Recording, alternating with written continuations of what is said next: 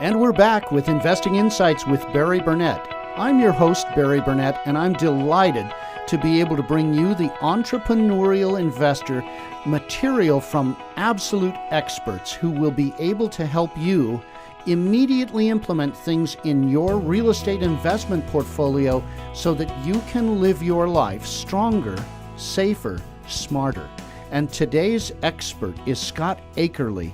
And Scott is the CEO of Pango Group, pangogroup.com. We're talking about things that really have rocked the world with the changes since the financial meltdown, a lot of which is concerned cyber theft and the way that the federal government is controlling through the Federal Department of Housing and Urban Development, which we all call HUD, the Real Estate Settlements Procedures Act, RESPA, RESPA, has been the governing, controlling federal statute requirement on how you do your closing statements and how money is cash in, cash out, debits and credits at closing for real estate transactions throughout the country.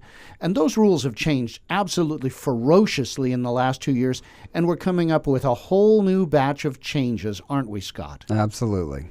So RESPA, the Real Estate Settlements Procedures Act, tell me about that. And what does that do to escrow officers? Well, it's been basically governing the escrow industry for years. And through the CFPB, they've come through and said, let's disclose things differently. They did focus groups with consumers around the nation. And so what they've done is create the TILA Act that goes into effect next year, Truth in Lending Act. And it basically discloses everything differently next year, but it's a 5-page document that everything is together, that a consumer can look at from their interest rates to their fees on one document. And so we now will be issuing, each escrow company will be issuing a 5-page document. The lenders are going to start it out at the opening and disclose everything to a buyer or a borrower at that point and tell them what everything's going to be. And this is anytime anybody borrows money for a transaction or in a refinance. Yes. And then there are some triggers in this that force a complete reset of the timetable, aren't there? Yeah, if the fees go up or change too much, then they're going to have to redisclose and wait 3 days for the consumer to review everything. And that's going to do wonderful things to your timetables when you're really in a tight to close a transaction.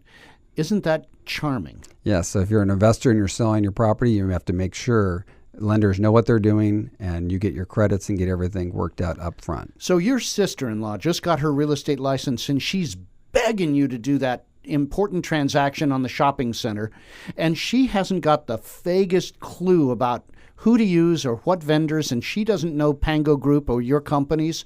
She doesn't know who your escrow groups are or anybody about it.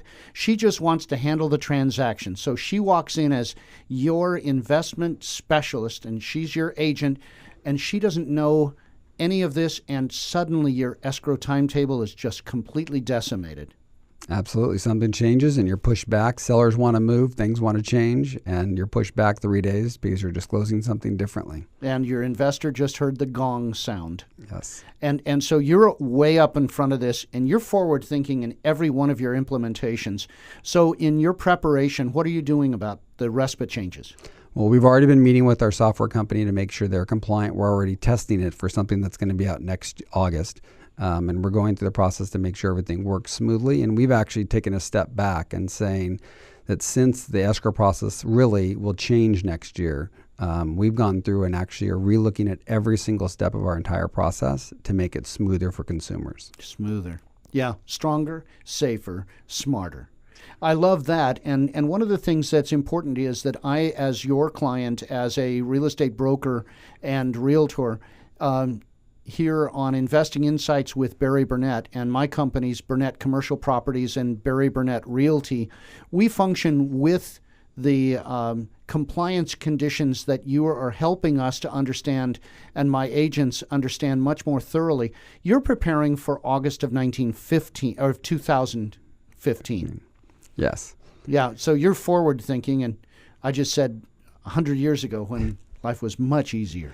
Yeah, we are trying to spend that time, and it's the first time there's such a major change in a while, and so we've kind of looked at the entire process again and breaking into steps that we, when you open a transaction, You've said it to me before. How many people are involved in each transaction? How many vendors? You've got at least 40 vendors, and we're on the brink of up to 45 vendors. And even in a cash transaction, you've got about 38 vendors.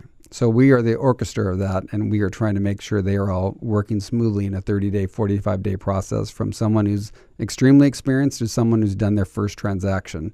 How do we get them all together on the same page? And it's like handling the orchestra and teaching the dancers how the waltz actually goes. Oh. So in the process of this, with your 250 employees, you're way out in front teaching them, and they're way out in front teaching their real estate agents and the lenders that you use. And many lenders trust you and have come to you well in advance because you're forward thinking.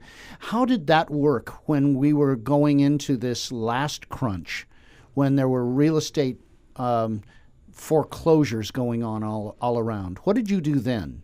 So one of the things we're always looking at is what is the next trend coming. So back in 2005, 2006, before there was ever a foreclosure in California, we were out traveling the country meeting with banks about how are they going to handle this process when it gets to California. And we traveled around the country. We had 50 banks that, many of them said, I don't have a single foreclosure in all of California. Yeah, never will, right? Never will. One bank, in fact, said, why are you even here? We'll never have we have no foreclosures in California. 6 months later, they had more foreclosures in California than any state. Oops. Yeah. Yeah, and you were ready, and you'd already spent the money in your forethought. And just the same way as you've done this with the hiring an independent auditor to come in and audit your company for Consumer Finance Protection Bureau, you had gone out and talked to banks and the different lenders so that you would be a receptacle vendor to handle them when they got into a tight.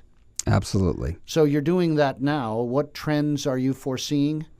Well, we're going around the country and talking to lenders. How are they going to implement this? How are they going to disclose it to borrowers? I was in Chicago a few weeks ago talking to a lender. One of the things with technology, you have lenders from around the country or even the world really that are looking to get into the lending business.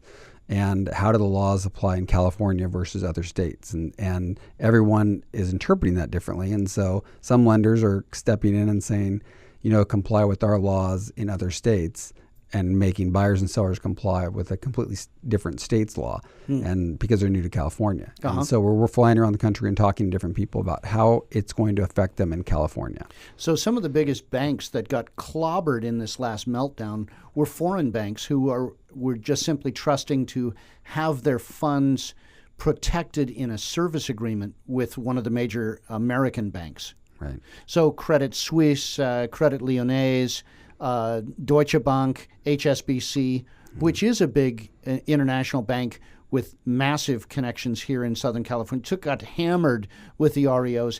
And now REO is a buzzword. All of our entrepreneurial investors already know it means that it's a lender jargon for real estate owned by the bank. The bank doesn't like owning real estate. They like owning loans and notes.